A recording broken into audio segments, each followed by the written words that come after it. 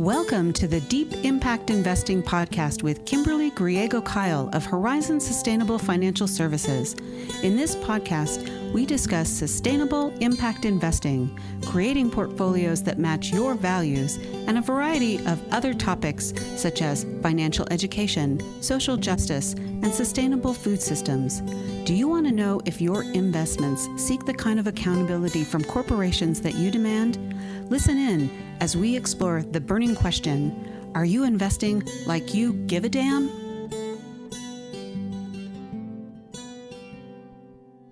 Hello and welcome to Deep Impact Investing with Kimberly Griego-Kyle from Horizon Sustainable Financial Services. Kim, how are you? I'm good. It's fall. It is fall. I love your shirt. Oh, I know. I'm wearing sunflowers, so it's kind of the season for that. Yeah. So for those that are just hearing the audio podcast, I can see Kim. She looks fantastic. So and you know who else looks fantastic? Your guest. You have Elysabeth Alfano. I'm so excited. I don't even know what you guys are talking about today. I'm here just like the audience is learning for the very first time. Why did you bring Elysabeth on? Well, Elysabeth and I met virtually a few weeks back. We were introduced by a mutual colleague. And we really hit it off on our conversation that we had. So I said, you have to be on my podcast. She has an amazing background. Her current career path is with VegTech Invest, and it's an ETF. And so she started this last year. Lucky her. We're going to talk about that in the markets, right?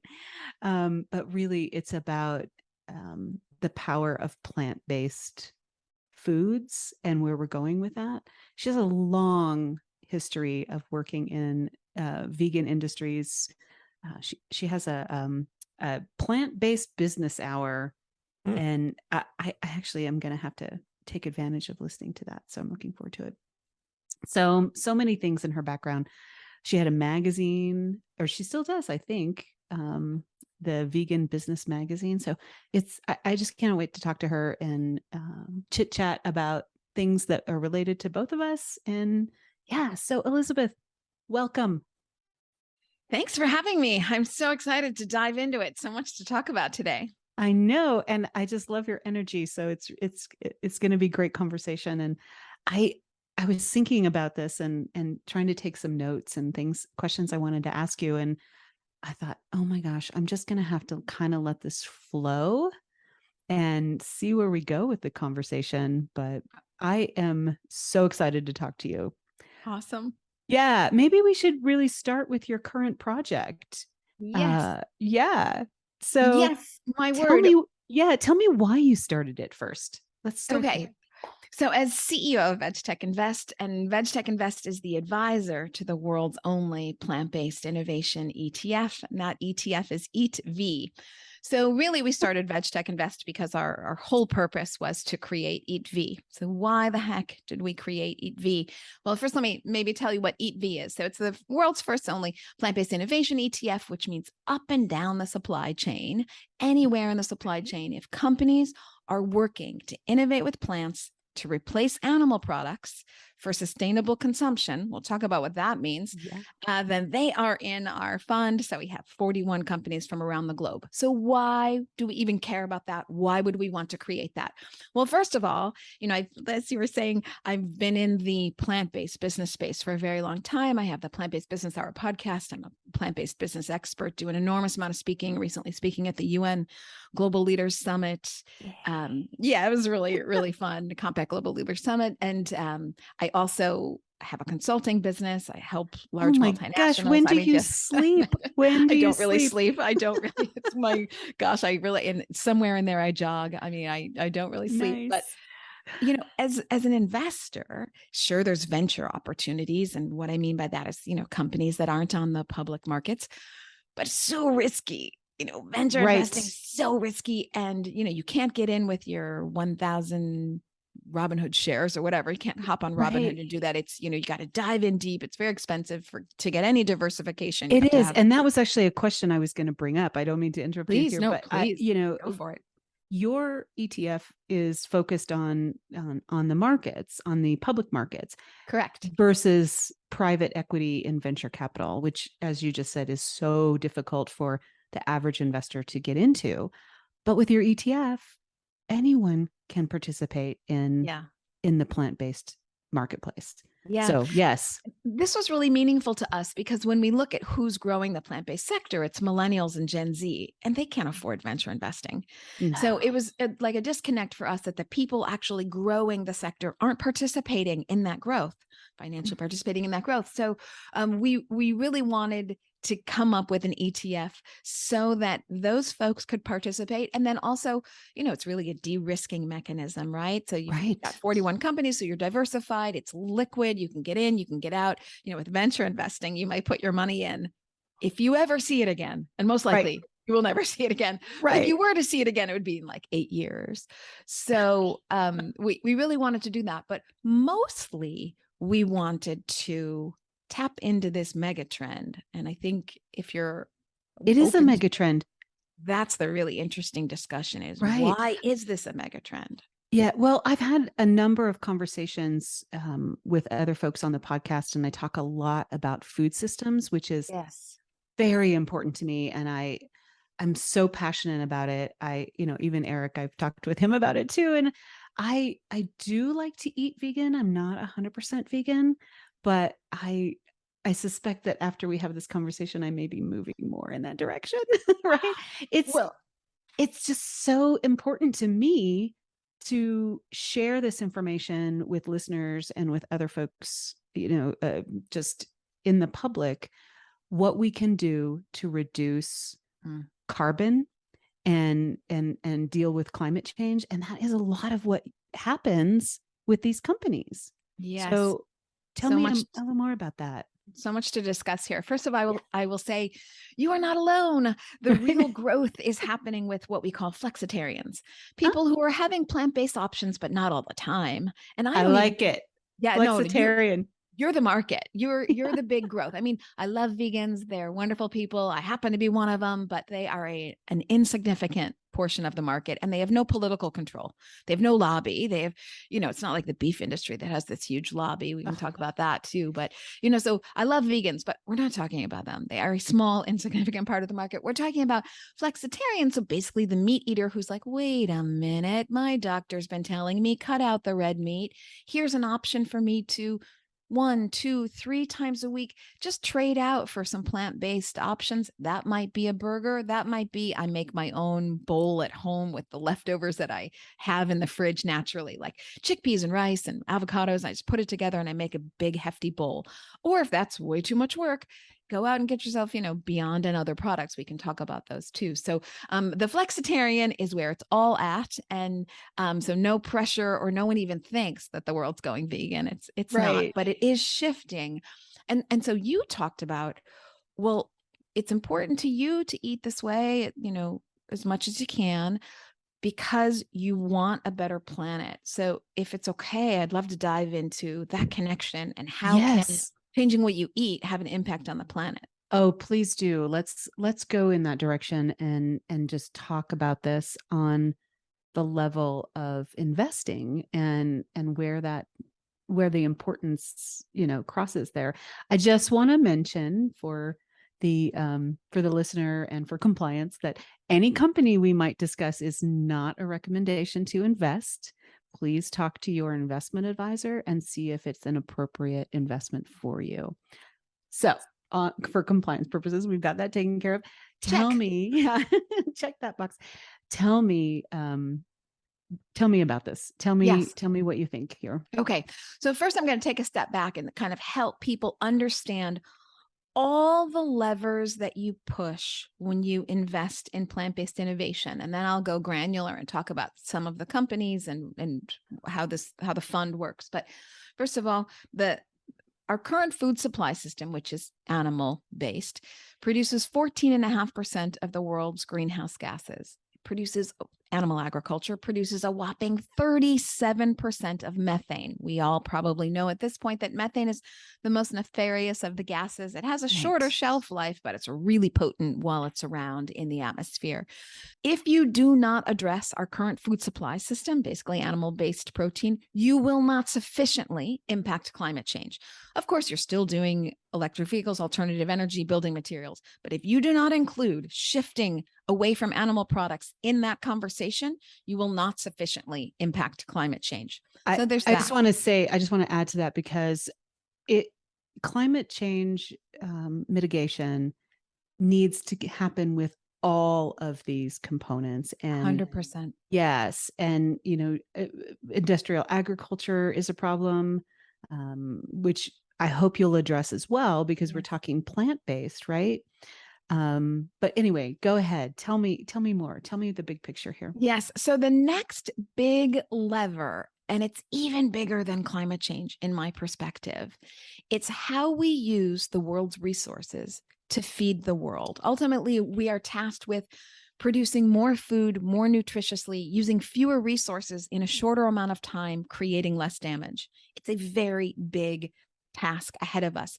So let's just look at the scale of our current food supply system. So there are about 8 billion people on the planet. There are 80 billion animals in factories. Oh my gosh.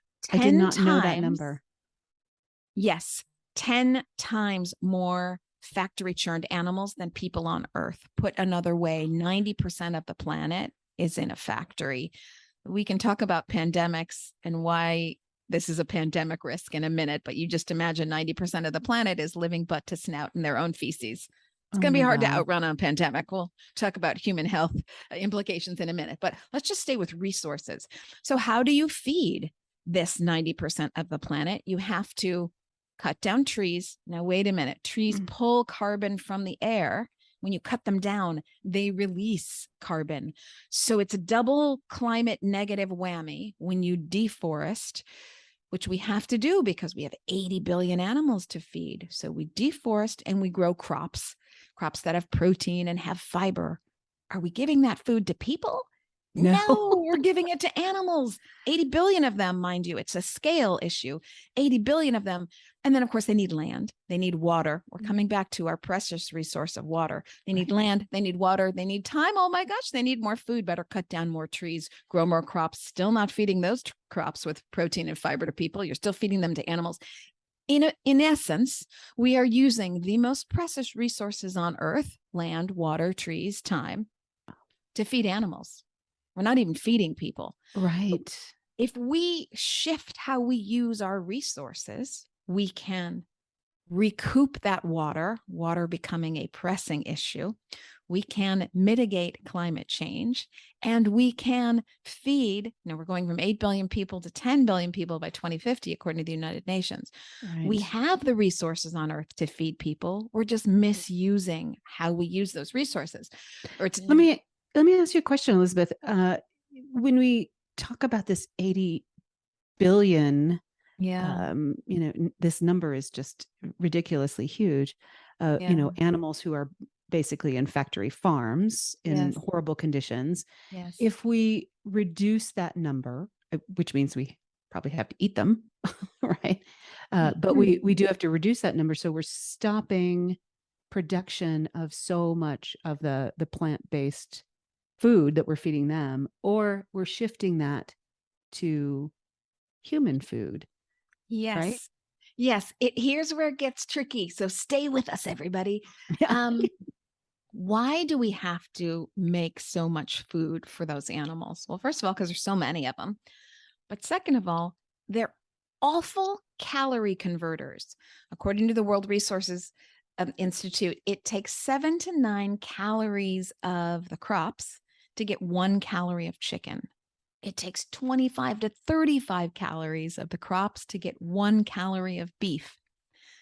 And then, of course, you've got all this emissions output. And so you see how this is very tricky. But we could curtail monocropping, so industrial agriculture, which you've now mentioned a couple times, by not having to crop so much for animals and just use those original crops and much less of them because there are much fewer people, Right. to feed people. Now you might say, but not everybody wants to eat soy and corn and alfalfa, which is usually what's used for animal feed. That's where novel plant-based proteins come into play. So by reshifting how we feed people, so basically not feeding animals to feed people, but just feeding people the crops, we can switch up the kind of crops that we use, and we can grow less of them. So we keep more trees and we keep more water and more land. So it's very inspirational, if you will. Yeah, it is inspirational because what we'll be able to do is plant more trees, reduce the carbon in the atmosphere. Yes. It's a domino effect of a process that gets us to a healthier environment. And healthier humans. So you Yeah. think, right, I don't know if people know this. I didn't know it. Meat has no fiber. And I remember when I learned that, I was like, but wait a minute, it looks fibrous.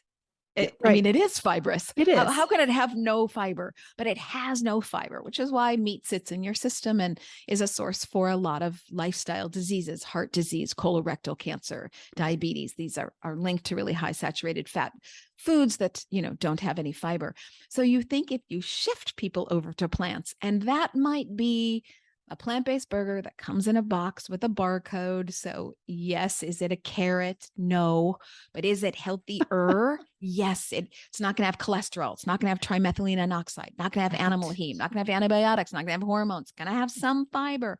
So, you can do that, or you can start to cook a little bit more. I don't want to ask too much of the single mother of 3. So let's be, considerate that, not everyone can cook at home, but at least these are options to get healthier and work in that fiber in your diet. It's true. And, when we are really pressed for time and we're like, oh, what should we order out? What do we do? We do keep some great vegan burger patties in the freezer that we can just toss in the oven for 20 minutes. Yeah. And so easy. It is. And, we usually put a sauce on it or something, but it's, there's so many options for that, and it's quick and easy. So, yes. And if I can, because I think this is super exciting, then I keep forgetting, like, you have a fund, Elizabeth, you must talk about it. Yes. Okay. Yes, we're going to get to that. Yeah. I will talk about the fund, but something else that's really fun is to talk about all of the items that are coming down the pipeline that maybe people don't know about because they're not in the industry. So yes, everyone's got the memo. There are these burgers, plant-based burgers, Beyond Meat and other, but you have plant-based steak coming down the pipeline, lots of plant-based. Oh yes. Oh yes. It's going to be plant-based steak. That's for you. Oh, Eric, are you a steak eater? He lives in it. I'm in Omaha. Okay. Yeah, Omaha's going to get the memo. It's coming. Yeah. Your plant-based steak is coming. Well, I mean, come on. It's the land of corn. I just went and picked sweet corn, which is just fun to do. I did it this weekend, picked a bunch and eaten a lot of that. But at the same time, I also bought a quarter of a cow about a month ago. Yep. I hear this a lot. Yeah. Well, so here's this health spectrum. You've got factory farms, and we know what that is. You're getting antibiotics and hormones, all that fear of the animals, as well as like the not getting fiber, et cetera. Then you move to grass-fed. Now, just reality check here, everybody, because everybody thinks that they've got a grass-fed cow, and yet 99% of all the meat ever sold is factory meat because of the scale and numbers that we just discussed. So there's a little bit of a marketing cognitive dissonance. It's not everyone can have a grass-fed cow, obviously, no matter what the label says. We can get into mislabeling later. But but if you actually live with a cow in your backyard and you decided to kill it, we could have that conversation about what it would take to really do that. But okay, let's say you decided to do that to the cow in your backyard. That would be better than the factory cow. And then you'd move to plant-based burgers as the next step on the health spectrum. And then you'd move to cooking at home, which is the next health on the health spectrum. And then you'd be like raw vegan. Good luck. No one's doing that. So, you gotta, right. You gotta pick where you are. And some days you have grass-fed meat, but maybe some days you cook at home, and maybe some days you have plant-based burgers or plant-based sausage, plant-based chicken, plant-based steak, plant-based deli meats, plant-based yogurt, plant-based cheese, plant-based milk, anything that you want, it's going to be available plant-based. And the coolness of cool, I think this is so cool. not only are you going to see plant-based options, but you're going to start to see really novel technologies come into play with your food. Now, So sometimes we're people say talking like, about tech, high tech, yes, really.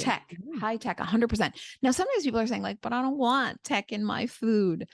I'm sorry to say that that ship has already sailed. The reason we are able to grow as many crops as we grow is because they've all been genetically modified in some way. Yes, they've been technically worked on so that they can produce as much as they produce. But GMOs don't have to be nefarious. They can be used for the wrong thing, but they can also be used for good things like insect repellent. So you don't have to spray all the crops. They just naturally aren't attracted to them because they've been bred, and not through some like maniacal scientists, but they've just been bred, the combined like humans breed, they've brought them together to make it a different offspring. Right. And that's not necessarily awful. So, okay. Anyways, that's my little GMO segment, but we can talk about what this technology is going to be. So you are going to see, it's called precision fermentation. So you can go to a lab. You don't even have to go to the animal. You go to a lab and you get the gene from an animal. This gene is responsible for making the animal protein casein or whey. You take that gene, and for lack of a better expression, you map it onto a microbe. This microbe, which is neither plant nor animal, it's its own kingdom, it's a microbe. The microbe says, I know what's going on here. You've given me the cliff notes for me to make animal protein. Okay, if you feed me sugar water and amino acids, which is why it's in our fund, because it's a plant-based derivative, it only survives because you've given it cane sugar. If you feed the microbe, I'll do what you tell me. I'll make that animal protein. Well, then the microbe makes it, and you have a lot of it, and you take that animal protein of casein and you add fat and you add sugar, you have ice cream. Now you start to have ice cream, milk, cheese, completely an animal product made with animal proteins, no animals, no slaughterhouses, no deforestation, no water use. You circumvented the entire mass agricultural system. Oh my gosh, Elizabeth, this is so amazing. You are so knowledgeable on this. And I am a little bit blown away by some of the things that you're saying, but it's important information to get out there. Well, and that's in the near future. That's like 3 to 5 years out. I can't wait for the cheese, let me tell you, because the current vegan cheese is not very good. Yeah. Yeah, no, I'm with you there. I'm really with you. And I think you're going to start to see that kind of animal cheese without the animal in about 2 years. Okay. Because maybe another year or so before it's really good. I don't know. And maybe, I don't know, right now on the market, you can go to the grocery store and buy an ice cream called Brave Robot. It's available in like 9 different flavors. It's, when I'm in Chicago, it's available at Jewel. When I'm in LA, it's available at Whole Foods. I mean, you can go. And that is made without animals due to precision fermentation, taking the gene in a lab, having the microbe produce the casein, adding fat and sugar. It is animal ice cream without the animal. I am going to look for this so I can please test it. And then let me know what you think. I have to say, I was almost weepy when I ate this because I was holding the end of animal slaughter in my hands. You would never waste the resources, waste the time, water. You would never bother. The pollution, think where 80 billion animals go to the bathroom. Right. Your water supply. Yeah. It's not like they have indoor plumbing. So, right.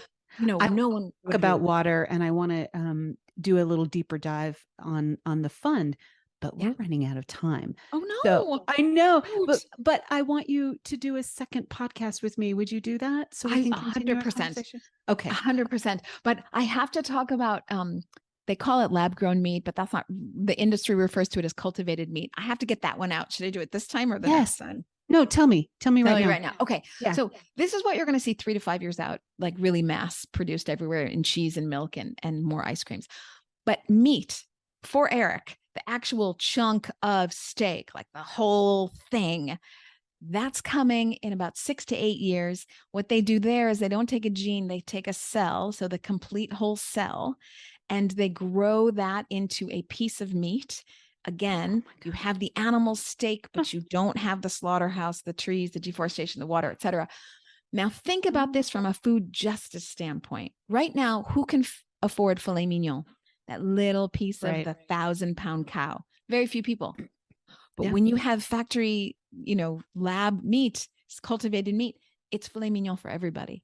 So there's a food justice element here too. Right now, only the wealthy nations have this kind of access to protein. We got to fix that. So when we take animals who are so inefficient that they're really expensive for us from a planetary and human health perspective, when you take them out, you start seeing a much more just food supply system.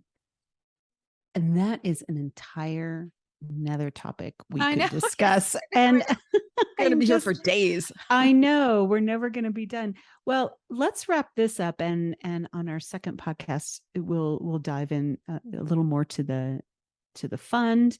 I have some questions about, I'm curious about some of the stocks in there.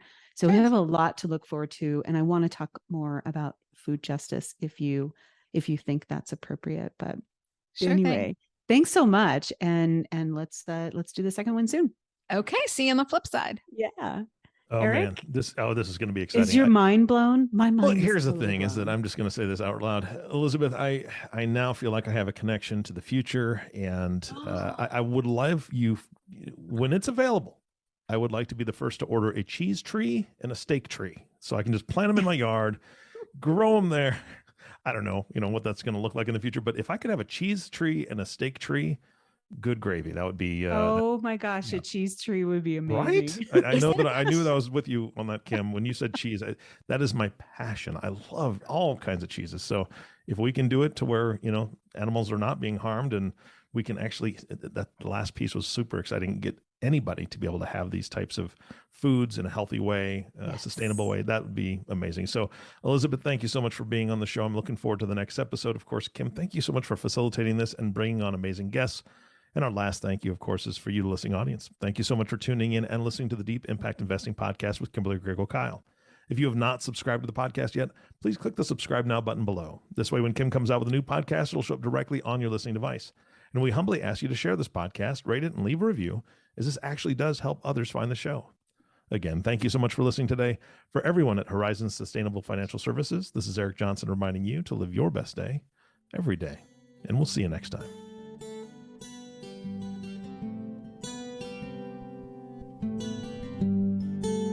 Thank you for listening to Deep Impact Investing, the sustainable, responsible impact investing podcast that shows you how to invest like you give a damn. If you have questions about this podcast or topics you'd like to hear addressed on an upcoming podcast, email us at kim@horizonssfs.com. Join the conversation on Twitter at HorizonsSUSTFIN, or give us a call at 505-982-9661. Don't forget to click the subscribe button to be notified when new episodes become available. The companies we may speak about during our podcast are not recommendations for investment. Only you and your financial advisor can determine what the right investments are for you. Horizon Sustainable Financial Services, Inc. and its financial professionals do not render tax or legal advice. The information covered and posted represents the views and opinions of the host and/or guest, and does not necessarily represent the views and opinions of Horizon Sustainable Financial Services. The content has been made available for informational and educational purposes only. The content is not intended to be a substitute for professional investing advice. Always seek the advice of your financial advisor or other qualified financial service providers with any questions you may have regarding your investment planning.